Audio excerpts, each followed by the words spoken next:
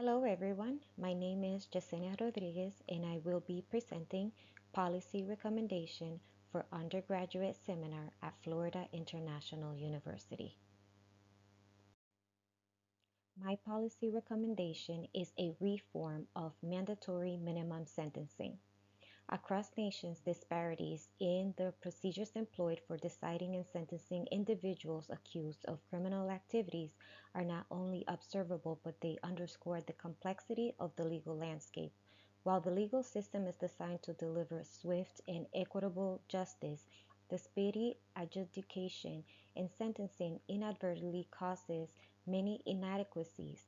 Because of the increased crime rates in the 1970s, Congress passed a Sentencing Reform Act. It is important to note that this reform weakens judges' authority to sentencing for certain offenses such as crime and drugs. Intentions of mandatory minimum sentencing. The purpose behind implementing mandatory minimum sentencing was to enhance efficiencies and optimize resource allocations processes within the criminal justice system. The goal was to decrease repeat offenses and lower incarceration rates. However, it is evident that not only do the intentions require reform and reassessment, but they are also in need of additional sentencing guidelines and training for all professionals in this field. The effects of mandatory minimum sentencing seem to favor offenders who are inclined to commit future offenses and further penalize those who are not likely to reoffend. The inefficiency in the allocation resources was evident in the journal Effect of Mandatory Minimum Punishments on the Efficiency of Criminal Justice Resource Allocations, where judges struggle to identify offenders' risk levels. Further discussing the effects, prosecutors. Prosecutors may feel compelled to pursue charges that carry mandatory minimum sentencing, even in cases where they believe a more nuanced or lenient approach may be appropriate. This can lead to loss in flexibility for prosecutors to consider individual circumstances, potentially leading to a less just outcomes. For families and offenders, mandatory minimum sentencing removes the discretion of judges to consider the unique circumstance for each case and apply a sentence that fit the specific details. This lack of flexibility can result in individuals receiving sentences that may be perceived as disproportionately severe, especially when factors like intent, remorse, or external influences are not taken into account. Families of those facing mandatory minimum sentences often experience emotional distress and financial strain. Lengthy and inflexible sentences can disrupt family dynamics, placing a strain on relationships and making it challenging for family members to cope with the absence of their loved ones. For judges, mandatory minimum sentencing diminishes the discretionary power of judges in determining appropriate sentences based on unique circumstances for each case. This can be frustrating for judges who feel compelled to impose predetermined sentencing, limiting their ability to tailor punishment to specific facts and context of individual cases. For other prisoners, the increased population within prisons can intensify issues such as violence, limited access to educational and vocational programs, and difficulties in providing adequate health care.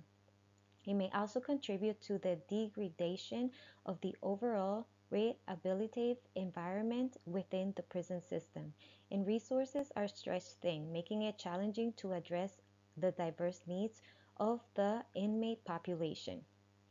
For racial disparities, one main point regarding the effects of mandatory minimum sentences is the aggravation of racial disparities within the criminal justice system. Mandatory minimum sentences have been criticized for contributing to the disproportionate incarceration of minority populations, particularly Black and Hispanic individuals. And last but not least, one main point regarding the effects of mandatory minimum sentencing on our society and tax dollars is substantial financial burden imposed by prolonged incarcerations of individuals.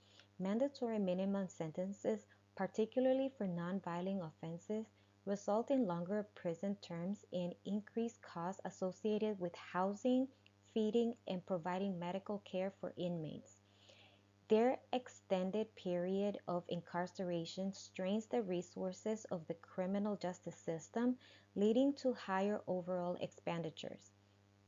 Tax dollars could be allocated to other societal needs such as education, healthcare, or infrastructure, end up being diverted to fund the maintenance of a larger prison population. Three key points of inefficiencies in the allocation of criminal justice resources. One, risk levels. Two, biases. And three, the reputation of judges being liberals versus conservatives. In situations may result in the release of higher risk individuals and the incarceration of lower risk individuals. As noted earlier, the biases presented in judges' decision making contribute to sentencing inefficiencies, disproportionately affecting minorities and influencing the judges' reputations in electronic monitoring cases. Some judges are characterized as liberal, intensively employing electronic monitoring in their sentencing practices, while others consider conservative refrain from utilizing electronic monitoring altogether. Two key points on the effects of mandatory minimum sentencing, which is the reliance of imprisonment and overcrowding jails. One significant event of the mandatory minimum sentences on other prisoners is the potential for overcrowded prison systems where individuals receive mandatory minimum sentences, particularly for nonviolent offenses. It can lead to an influx of inmates serving lengthy sentences. The overcrowding places a strain on the entire prison infrastructure, affecting the living condition, resources, and rehabilitation programs available to all prisoners. As seen on the two images, these are inhumane conditions for prisoners while the US may have resources to cleaner cells, as seen in the first image, but other countries like Argentina, from the journal Effect of Mandatory Minimum Punishments on the Efficiency of Criminal Justice Resource Allocation, these cells are not clean or equipped to sustain the increase of prisoners as seen on the image on the bottom. Some are sleeping on the floor. The implementation of reforming mandatory minimum sentencing.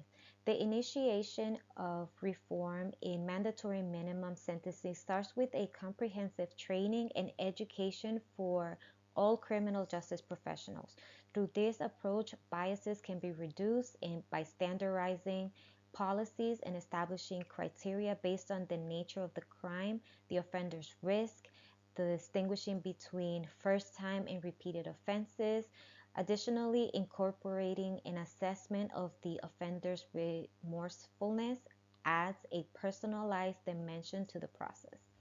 This unification extends beyond state and federal levels to a national scale, fostering a shared understanding that offenses will yield consistent consequences nationwide, such as a unified system holds judges and parole boards accountable for any potential injustices in their decisions. It is important to know that in the United States, each state has their own law and can defer a unification. So further look into the laws will also have to be evaluated. Therefore, a closer examination of these laws is necessary for a comprehensive evaluation. Key services for the implementation of reforming mandatory minimum sentences, which are public health services, nutrition, substance abuse, mental health, and housing. By reforming mandatory minimum sentencing and adding public health services, these can decrease the overcrowding jails, reduce recidivism, while also eliminating the negative effect of offenders' records, which leads to disrupt employment and can lead to loss of social benefits, making it more challenging for individuals to reintegrate into society. It is important to note that additional funds or the reallocation of funds in investing in the expansion of jail facilities can be used for these services, while also helping the economy with reducing unemployment by employing professionals for programs such as mental health and substance abuse. To add, as these individuals integrate into society, the assistance of other federal funding programs like SNAP, cash assistance in cases, and in some cases, housing and medical health insurance will likely increase. Also, there are challenging such as waitlist delays and insufficient financial resources that must be tackled to ensure the effectiveness of public health initiatives. A key objective is transparency, public awareness. This initiates understanding, support, then the public becomes aware of the challenges and begin to participate. Extending this transparency and sentences in the judicial system to the public becomes equally imperative. By fostering a deeper understanding among citizens regarding the consequences and challenges associated with mandatory minimum sentences, awareness is heightened. This increased awareness not only prompts the public support for reforms but also encourages active participation in advocating for more equitable and effective criminal justice systems.